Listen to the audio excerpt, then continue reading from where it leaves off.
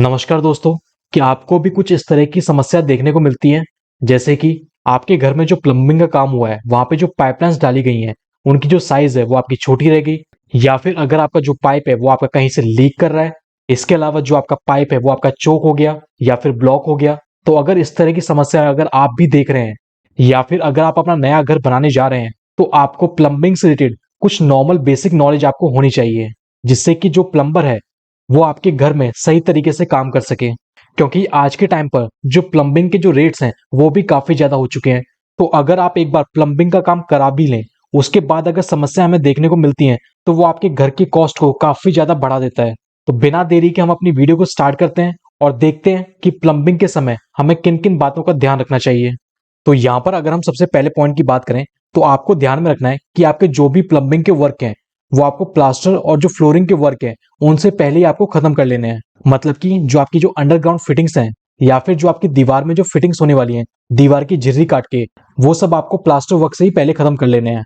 इसके बाद यहाँ पे अगर हम बात करें हमारे दूसरे पॉइंट की, तो वो आता है proper packing of chamber pipeline.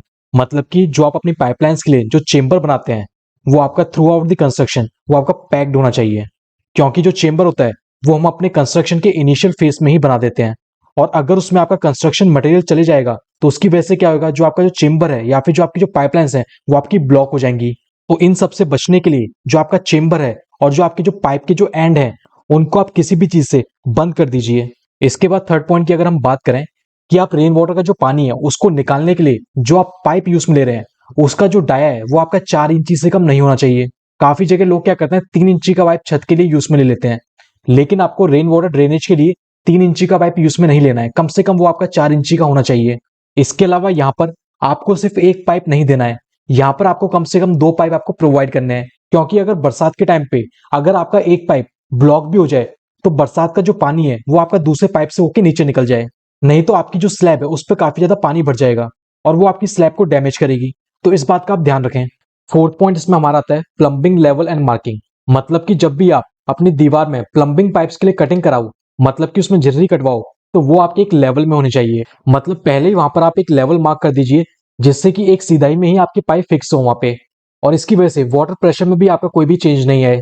इसके बाद हम अपने फिफ्थ पॉइंट की बात करें तो प्लम्बिंग का काम करवाते समय आपको किचन के अंदर एक गैस का कनेक्शन छुड़वाना चाहिए, जिससे कि जब फ्यूचर में आप अगर गैस का कनेक्शन लें तो आपका वो ऑलरेडी अवेलेबल हो, बाद में आपको कटिंग्स वगैरह नहीं करानी पड़े दीवार में। तो गैस कनेक्शन की जो फिटिंग्स है वो आप पहले ही करा कर रखिए। इसके अलावा जो हमारा आरओ होता है, जो वाटर प्योरीफायर होता है, उसका भी आप कनेक्शन पहले ही लेके चलिए, और उसके जो भी पाइप्स हैं वो आप पहले ही दीवार में फिक्स करवा दीजिए। क्योंकि ये कुछ ऐसी चीजें हैं जो बाद में हमें काफी यूज में आती हैं। तो इन बातों का आप ध्यान रखें। नेक्स्ट पॉइंट आपको इसमें ये याद रखना है कि कभी भी आप जो हमारा ड्रेन पाइप होते हैं उसमें आपको एल्बो यूज में नहीं लेना है, वहां पर आपको हमेशा नहानी ट्रैप ही यूज में लेना है। अगर आप वहां पे एल्बो यूज में लेंगे तो आपकी ड्रेन पाइप से स्मेल आएगी, जो कि हमारे घर के लिए बिल्कुल भी ठीक नहीं है। नेक्स्ट पॉइंट हमारा काफी इंपॉर्टेंट पॉइंट है। अगर आप अपने घर का कंस्ट्रक्शन करवा रहे हैं तो उस टाइम पर आप प्लम्बिंग ड्राइंग भी बनवा सकते हैं। लेकिन अगर आपने प्लम्बिंग ड्राइंग नहीं बनवाई हुई है, अगर आप दिहाड़ी या फिर नॉर्मल ठेकेदार के थ्रू अपनी प्लम्बिंग फिटिंग्स करवा रहे हैं, तो जब वो प्लम्बिंग फिटिंग्स करे तो आप वहां पर एक सिंपल ड्राइंग आप बना लें कि आपकी जो पाइपलाइंस है वो आपकी कहाँ कहाँ से जा रही हैं, जिससे कि अगर कहीं भी दीवार में अगर लीकेज होता है या फिर बाद में ऐसी कोई प्रॉब्लम आती है तो आप उस नक्शे में देख सकें कि आपका कौन सा पाइप कहाँ से जा रहा है, और उस हिसाब से आप वहां पर कटिंग कर सकें उस दीवार में, जिससे कि आपका जो तोड़ फोड़ का जो खर्चा है बाद में काफी कम आएगा। तो इन बातों का आप ध्यान रखें।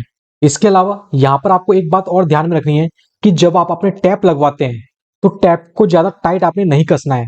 अगर आप टैप को ज्यादा टाइट कस देंगे तो उस केस में क्या होता है कि जो आपके टैप्स हैं, कि आपके टैप में जो चूड़ियां होती हैं उनमें क्रैक्स या फिर वो फट जाती हैं, जिसकी वजह से बाद में लीकेज की समस्या हमें देखने को मिलती है। तो नॉर्मल उनको टाइट कीजिए। अब इसके बाद यहाँ पर हम पाइप के साइजेस की बात कर लेते हैं कि कहाँ पर हमें कितने साइज का पाइप लेना चाहिए। जैसे कि सबसे पहले हम वाटर टैंक की बात करें, मतलब कि जो आपकी पानी की टंकी होती है उसमें जो हम इनलेट या फिर जो आउटलेट का जो पाइप देते हैं वो जनरली हमारा हाइट और वाटर प्रेशर पे डिपेंड करता है। लेकिन यहाँ पे जनरली अगर हम देखें तो हम जो पाइप का जो साइज लेते हैं इनलेट और आउटलेट पाइप का, वो हम लेते हैं 1 इंची से लेके 1.5 इंची। और इसके बाद नेक्स्ट हम बात करें जो हमारे टॉयलेट या फिर जो बाथरूम किचन की जो डिस्ट्रीब्यूशन लाइन होती है, इनके लिए जो हम पाइप का जो साइज लेते हैं वो हम लेते हैं ½ इंची से लेके 0.25 इंची तक का। इसके बाद वेस्ट वाटर और जो सॉलिड वेस्ट के जो हमारे सॉइल पाइप होते हैं उनकी अगर मैं बात करूं तो अगर आपका जो सॉइल पाइप है वो आपका वर्टिकल है तो उसके लिए जो मिनिमम डाई आपको लेना है वो आपको 4 इंची लेना है। और वहीं अगर जो सॉइल पाइप है वो आपका हॉरिजेंटल है तो हम जो मिनिमम साइज लेंगे वो आपको 6 इंची लेना है। इसके बाद जो पीवीसी का जो रेन वाटर ड्रेन पाइप होता है, इसके लिए जो मिनिमम साइज हम लेते हैं वो हमें लेनी है 4 इंची। 4 इंची से कम आपको नहीं लेना है। देन हम बात करें जो वॉश बेसिन होती है और जो सिंक होती है, इनके लिए जो हम पाइप यूज में लेते हैं, इसका जो हम साइज लेते हैं वो हमारा रहता है 1 इंची से लेके 2 इंची। आप इन दोनों के बीच में आप जनरली रख सकते हैं और ये हमारी मिनिमम साइज है, इससे कम आपको नहीं लेना है। और जहां पर सबसे ज्यादा लोग जो गलती करते हैं वो करते हैं सीवर लाइन के पाइप के साइज में। वो आपको मिनिमम जो लेनी है वो 6 इंची लेनी है, 6 इंची से कम आपका नहीं होना चाहिए। तो ये कुछ पॉइंट्स थे जब आपको प्लम्बिंग के टाइम पे ध्यान में रखने हैं। तो आई होप आपको ये वीडियो पसंद आया होगा। धन्यवाद।